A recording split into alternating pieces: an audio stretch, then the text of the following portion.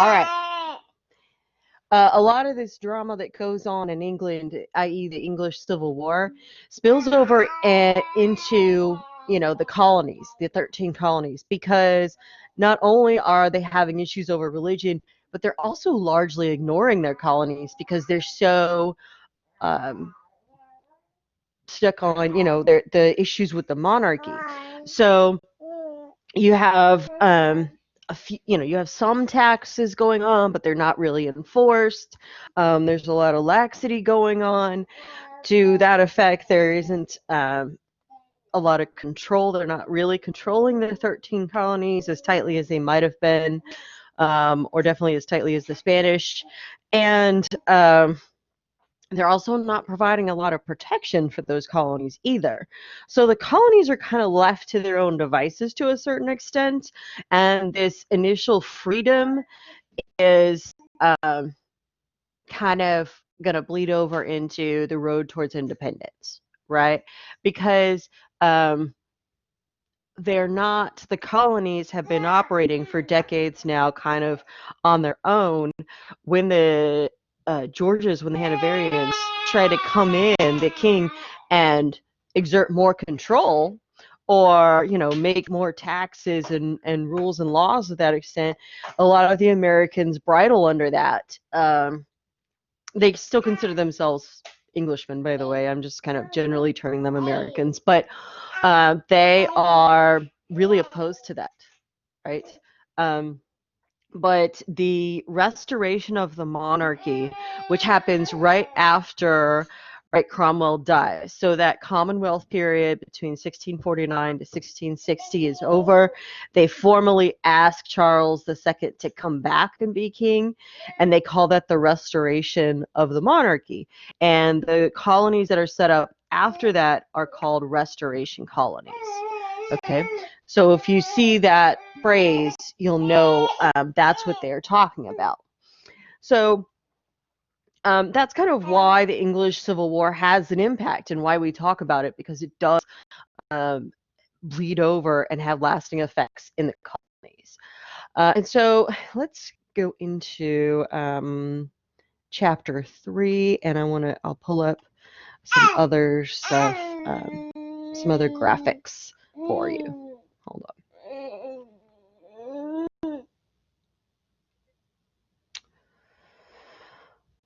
Okay. All right. Now we went through these, right? Have you seen these?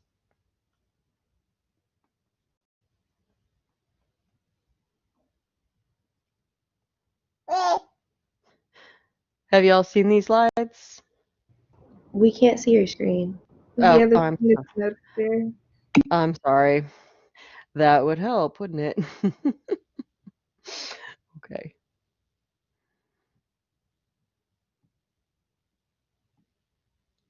Now, have you seen these slides? Yes. Yes. Okay. Let me move on real quick. We talked about that. Did we talk about Bacon's Rebellion?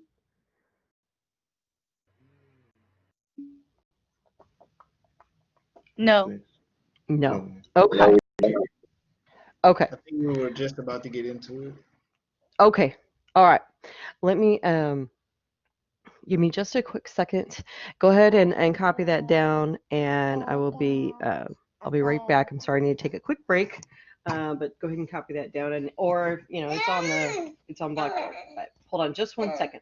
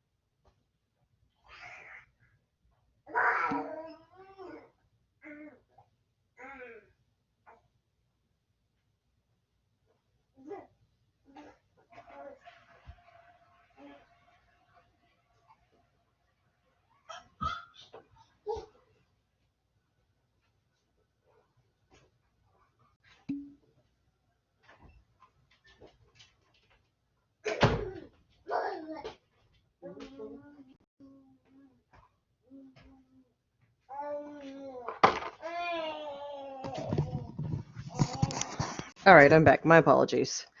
Okay, so let's talk about Bacon's Rebellion.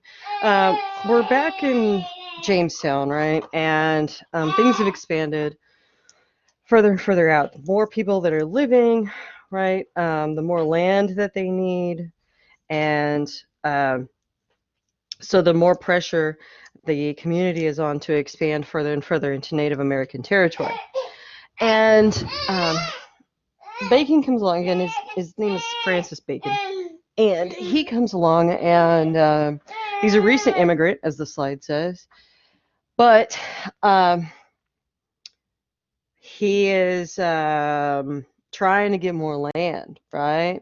And this initial rebellion starts out as the colonists are attacking Native Americans for their land, but it's a scuffle over property rights, right? Now, the royal governor, Berkeley, he's appointed by the crown. And probably rightly so, accurately, Bacon feels like he's a stooge, that he doesn't really do anything. But to the other, to be fair to the royal governor, Bacon is making trouble, right? He's a troublemaker. So you kind of see both sides of that. And he starts this war with the Powhatans for more land, and the Powhatans retaliate against them. So now Bacon goes to the royal governor and he says, now will you protect us? Now will you help us get this land? And the governor said, no, you started this on your own.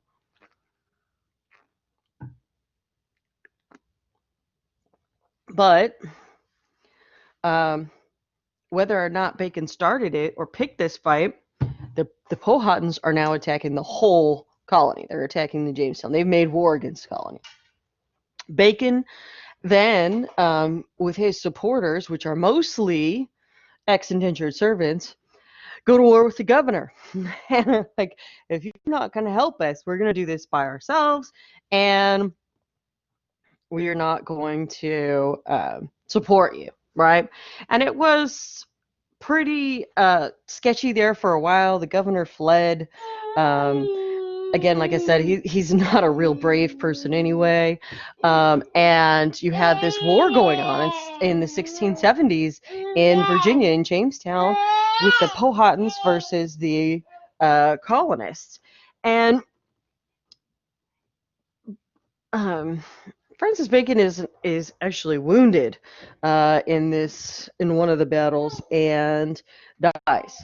Okay.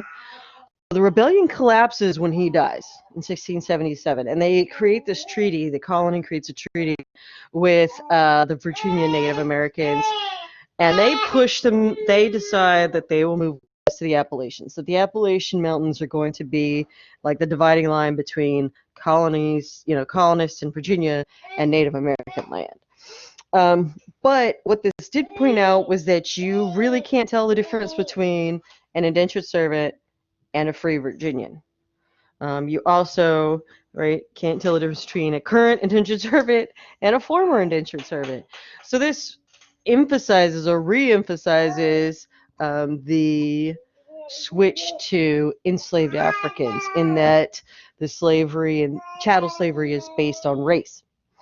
So it's, in their mind, they can tell who a slave is because of their race. Right, so it re-emphasizes this and pushes the shift to almost completely enslaved Africans as a labor source, as opposed to indentured servants, which were there before. Which brings us into the slave trade, right? The Atlantic slave trade, and I think we've kind of talked about this before, is a whole new type of slavery. So as Americans, the Atlantic slave trade is what we consider slavery, right? But for Europeans, there's a lot of history behind that, and it's not necessarily the first system that they go to when they think of slavery. The Atlantic slave trading system is called chattel slavery, and it is different in that, slavery has been around since there were probably people on the earth, since biblical times. But the Atlantic slave trade is a whole new beast, if you will, in that it is based on dehumanization. It is based on race, um, and it is brutal, right? The brutality of which has never been seen before and hopefully will never be seen again. We're talking massive deportation, massive amounts of people being forcefully migrated across the Atlantic, and the death rate is exorbitantly high. And so this type of slavery, the Atlantic slave trade, the slave trade in the Americas and Africa, is just, completely immoral and barbarous. And it's not to say that any type of slavery is moral, but this type, what we see in the Atlantic slave system, is unprecedented, right? In its brutality and its just ramifications worldwide, right? And you see almost, a significant depopulation of one continent transferred to another continent against their will, right? But so for we're talking about Atlantic slave trade, it does shift the focus of the economy to the Atlantic, the world's economy to the Atlantic. The Portuguese, of course, are going to be the first, the beginners and the Europeans who start this huge slave trade off, and they remain uh, primarily the main source of enslaved Africans. And the way that they operate is that they go along what they call the slavery coast, and there are ports that they've built along the coast for trading, and they purchase enslaved Africans there from slave traders. Okay, and slave traders are mostly Africans from the continent, and they rarely allow Europeans to the interior of the continent. And are the go-between. They are the kidnappers. They sell the enslaved Africans to the Europeans. Okay, and so you've seen a lot of, or may have heard of people say, well, Africans sold Africans. To a certain extent, yes, that is true. But like I said, the Atlantic slave system is so different that I honestly don't believe they knew what they were selling these people into. Okay. The other concept, though, is that after we begin, right, we're in 50 to 100 years, they maybe start figuring out, this is really terrible. But at this point, they're in it too deep. And if they stop trading or, say no more slave trading in all of Africa, the Europeans will just take the slave traders. They are not picky, right? They need a labor force. They need enslaved Africans to take across the Atlantic. And money makes the world go round. And unfortunately, there were people that were determined to sell other people, as there still are today, right? So we have to remember that. Again, as it says, slavery is the linchpin of this entire system. And what will happen is ships will pick up enslaved Africans from Africa by trading or buying them, and then take them to the Americas, either South America, the Caribbean. And they may stop in North America for more goods, but they will offload slaves there. They will pick up goods that the Americas have produced, usually by the labor of slaves, and either hit North America or go across to Europe. And then Europe will buy these goods, and traders will pick up more goods that African nations want. Tradable commodities and or just money, sell it outright, and then they will go back down to Africa and repeat the process all over again. The Portuguese, as I said, are first, then the Dutch, and then the English, but the Portuguese remain the big one, right? They don't monopolize it, so to speak, but they are probably carry out the most in the trade, right? They transport the highest number of Africans. So let me I'm gonna stop sharing real quick and pull up some graphics to show you some infographics with maps and numbers, so you can kind of see what we're talking about here. All right.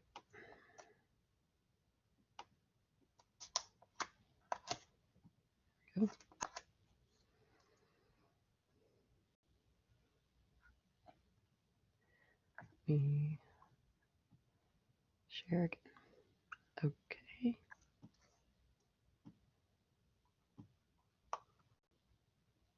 Okay. So as you can see, these are the major routes that you're going to see. And over here, right, they call that the Slave Coast. It's actually the Ivory Coast and the Gold Coast. But you also see some down in here, right? And the major routes are just straight across the Atlantic, and kind of paralleling the equator. But also the pie graphs here, they show the sheer amount of the slave trade that go to each area, or the percentage, which, as we should say, of enslaved people that end up there. So if you look at where are the highest numbers, 40% in the Caribbean, 40% in Brazil, what becomes Brazil. 10% go directly to North America, the other 10% in South America, in the Spanish areas there. So, again, Brazil is owned by the Portuguese, so you can see, right, what they're growing in Brazil or they're harvesting in Brazil. It's not just sugar, but rubber, from rubber trees. And it's very harsh labor conditions, as well as the Caribbean, right? The Caribbean, they're growing several things, but mostly sugar, and then sugar that they refine and turn into molasses and granulated sugar and rum, right? Why is all the rum gone? Well, the rum comes from the Caribbean. And so you see, then they transport some of these sugar goods up to North America or just straight back to Europe, right? So you can kind of see this how this triangular trade is going. But it's important to look at the numbers, right? So, well, as we say, like 10% come directly from Africa over to North America. The others that do end up in North America that aren't originally from Africa also come from the Caribbean. So you have situations in which you're trading amongst the colonies, for various reasons, right?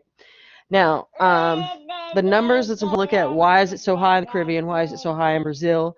Because the conditions are so terrible there that people are dying, that the enslaved people are dying. They're being either worked to death, they're not being fed, they're not being taken care of, tropical diseases, all of that. They may, and once they make the Middle Passage, which is the transportation across the Atlantic, they call that the Middle Passage. Once they come through that, a lot of them, their immunity is really low. They're practically starving. They may be injured or not. So it is, the Middle Passage is terrible, right? The worst of the worst system is kind of how you look at it. But that's why the numbers are so high here, because these poor people are dying in such large numbers. Okay, and now moving down to deportation flows. So 15th to 16th centuries, we're talking 1400 to 1500, or 1400s and 1500s, right? We see a lot, 550,000 are going straight to Europe and areas around the Mediterranean. So it is pretty common to see people of African descent in Europe. At this point, right, it could be because of their own choices, but you do see a lot of cultural assimilation going on there.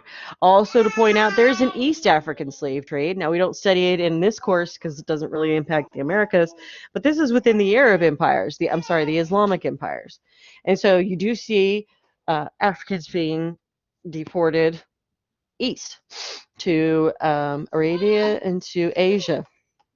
But again, in the first 100 years, you see about 400,000 coming to the Caribbean, 70,000 coming to Brazil, 30,000 going to Northern Europe, right? But then start the 1700s, which is the 18th century, and here you go, right? Just massive upscaling of this. And 7 million that they know of, although that seems kind of low, but taken from these very famous slave ports, Elmina, Calabar, into the Congo, and this huge, right? The larger the arrow, the larger the number. So 7 million ending up in the Caribbean or South America, right? And you see these numbers just increase. Again, the East African is still going on as well. So the sheer numbers just really upticks in the 1700s. And we see in the Chesapeake colonies, such as Virginia and Maryland, the first recorded purchase of an enslaved person is in 1619. But slavery doesn't really ratchet up until the 1700s when you see more liquid capital being available to purchase enslaved people and increased production of tobacco, increased production of agricultural products that they use enslaved labor for. Um, but that also kind of shows you what's going on internationally with the slave trade. So if we move down here, 1900s, I'm sorry, we're talking about 1800s now, the 19th century is the 1800s. And this really shows you kind of what happened and also when slavery was abolished, right? And it says abolition in Europe, but let's make sure that you note that this is when the European countries abolished slavery in just their country, not their colonies. Okay, so they're tricky like that. Denmark 1792, the Dutch in 1815, England in 1807, France in 1815, Portugal in 1830. But then we look at the colonies of these people. Brazil doesn't abolish slavery until 1888, right? 58 years after Portugal does. And then there's an asterisk, right, by abolition in the U.S. We're talking about abolition of the slave trade, international slave trade, we should say. So in 1807, Congress votes to abolish the slave trade, meaning that any enslaved person must already be within the United States. You cannot import any more enslaved Africans or enslaved people, period. But that doesn't mean that slavery ends, right? They have that doesn't technically end until after the Civil War. And then that just leads to, Reconstruction and the hot mess that turns into. But so this kind of gives you an idea of sheer numbers we're talking about, what European countries do about it. The slave trade does diminish after 1807, the international slave trade, because the English have the biggest navy in the world at the time.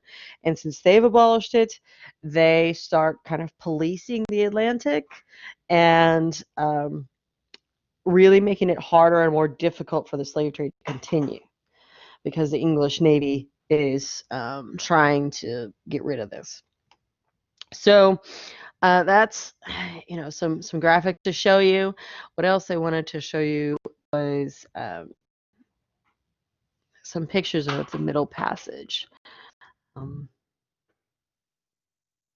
try that. And okay. So let me share this for you.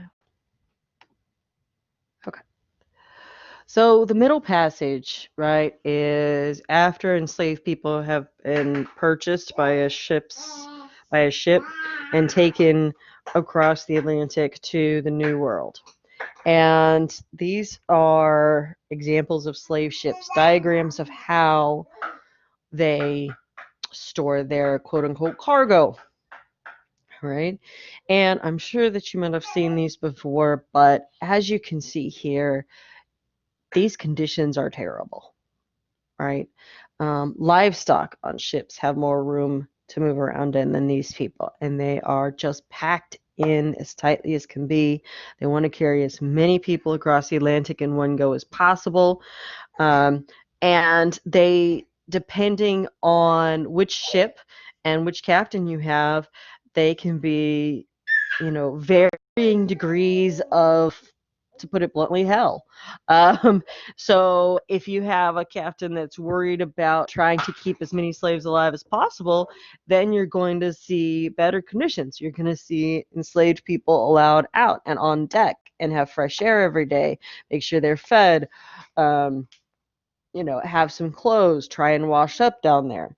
And then you have other captains that don't care and you're lucky if they feed them once a day. Nobody gets let out of the chains. They are kept down below, kept in a situation like this, and you have people getting seasick, so there's lots of vomit, and you have, your everyday ablutions, so there's urine and there's feces all around, and you can imagine that the smell of this place is sickening, right? Not only that, but then you have people who die of dehydration, or they were sick to begin with and they die on the way over there. And if you're lucky, somebody finds them. Otherwise, everybody else who's chained next to them are now chained to a corpse. Okay? So when we're looking at the Atlantic slave trade, this is the worst of the worst. And it is just absolutely horrendous for these people. Dehumanizing, the worst treatment, right? Maybe only second to concentration camps in Germany, right? So this is kind of what we're looking at here. And what they do also, as they get closer to the Caribbean, they um, we're getting close to the end of the journey where you see a higher mortality rate, higher death rate, and they throw bodies overboard. And sometimes they throw entire chains of slaves overboard because they're connected to somebody who's passed away. Or you have instances of enslaved people who have killed themselves. Now, how we prove that, we don't have a real good indication of that, because the captain or the ship will just say died, right? It won't denote how. But they'll throw people overboard, and so as they get closer to the Caribbean, you see this more and more often, and the sharks start following the slave ships. And I mean, obviously, right? Because sharks are going to do what sharks are going to do. And this is how the traders get rid of the evidence, so to speak, right? So again, just absolutely terrible, terrible conditions going on there. And let's go back to our point here. Share the whole thing. Okay. Right. So, in New England, as we said right there, purpose for colonization was different from the Chesapeake, in that they're there for religious purposes, but they do have some slaves. And what usually happens, I say usually, in New England, is that they have a war with the Native Americans. In Massachusetts, it's the Pequots. In other areas, it's the Algonquins and the Iroquois, right? And they capture prisoners of war. Now, you don't want to keep a Native American prisoner of war in the area in which is local to them, because they will just run away and may come back and kill you. So often you see New Englanders trade their Native American slaves for enslaved Africans, because to that extent, an enslaved African is less likely to run away because they don't know the area like a Native American would. But they do export food and wood to the Caribbean sugar plantations. First of all, growing sugar is very labor intensive. It's hot and just nasty work. And so after you harvest the sugar cane, you basically have to boil it and smash it. And they need a large amount of fuel, right, for the fire to do so. So you see an exportation rate of wood and also of food, of agricultural products coming from New England and also the Virginia areas, because most of the Caribbean is consumed by producing sugar. They don't produce a whole lot of other things that they may need. The restoration colonies are going to copy New England in this, and again, those restoration colonies are New York, New Jersey, Pennsylvania, right, the Carolinas, and later Georgia. Now, slaving voyages, again, we had just talked about this, but 20% die prior to or after the voyage. Seems kind of low, but again, we we probably will never know the exact numbers coming from the slave trade. Some Northerners do become slave traders, right, within the colonies. They earn money trading this human trafficking. But you do see that Barbados becomes the first what we call slave society in America. And how does that differ? What's the difference between slave society and a society with slaves? A society with slaves has major economic transactions that do not involve slavery. In other words, you're going to see this in Boston and you see this in New York, right? A slave society is in which every part of society and the economy is touched by slavery. In other words, um, it's all about plantation owners.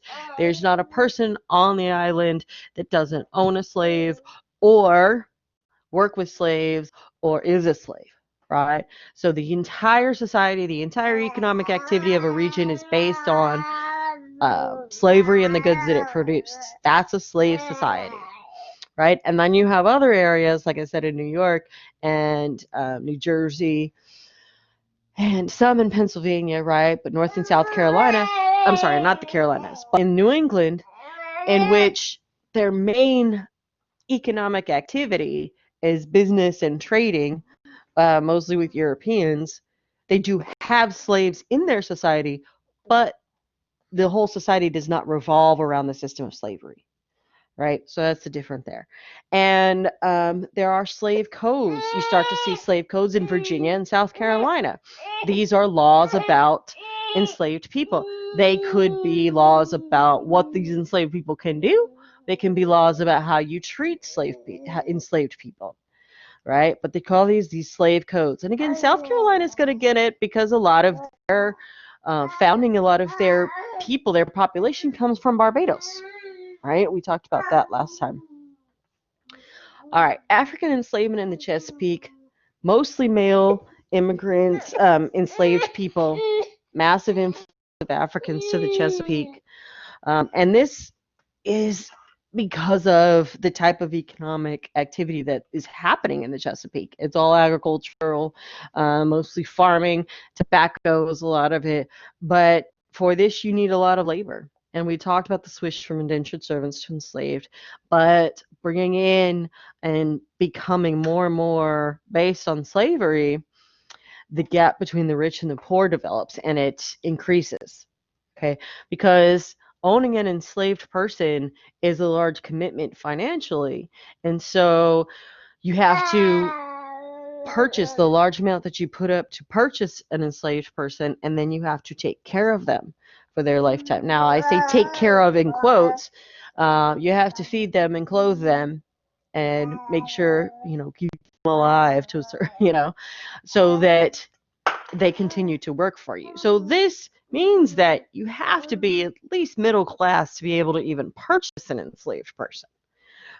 So if you are, a landowner or you are just a small-time farmer, you're not going to be able to purchase an enslaved person. And which means that you're not going to be able to compete with the larger farmers that can produce more with the free labor of enslaved Africans. All right.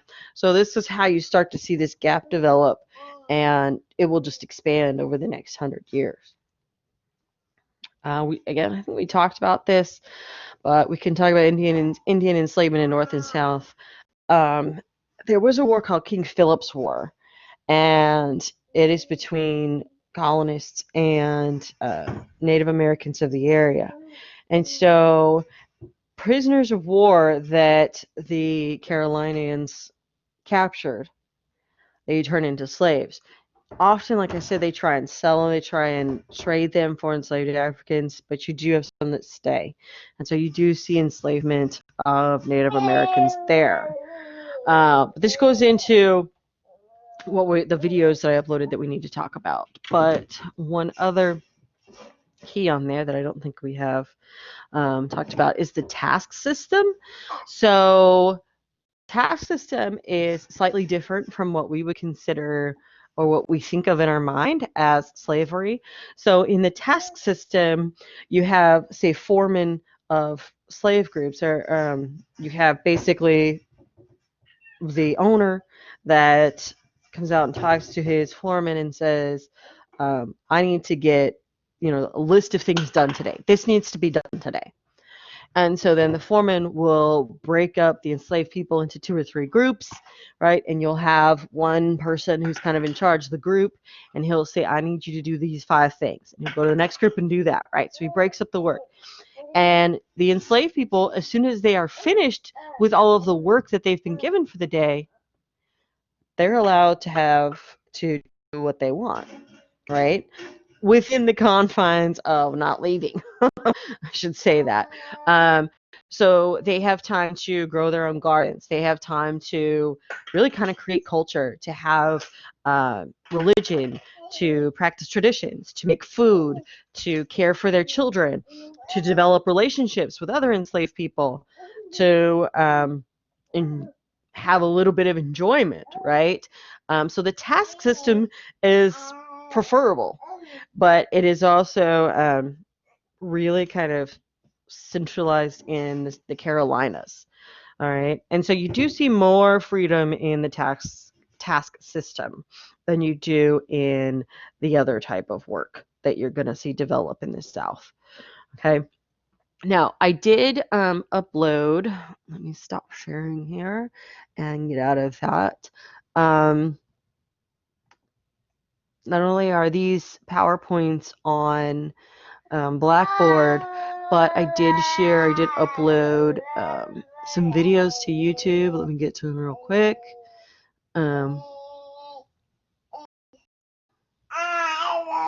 That you can watch. It'll help fill in the gaps from chapter 2 and chapter 3. Again, they're not required. It's just helpful study material. Let me share the screen real quick. So you're going to hear, see, videos. And Saints and Strangers, that deals with the New England and how they are dealing in their society, how they're creating their communities, etc. And then episode 4, The Lure of Land, is going to deal with kind of the filling out of the colonies in chapters 2 and chapter 3. Okay, so I've uploaded those. They're the same series as that first one was. Again, they're not required. You don't have to watch them, but they're study material. And as I said, there's just no way that we can cover all of the material of the chapters, given that we only have 13 weeks to do so, right? Okay, let me get out of this, and we'll stop sharing, go back to class. Okay, are there any questions? Let me go ahead and stop recording.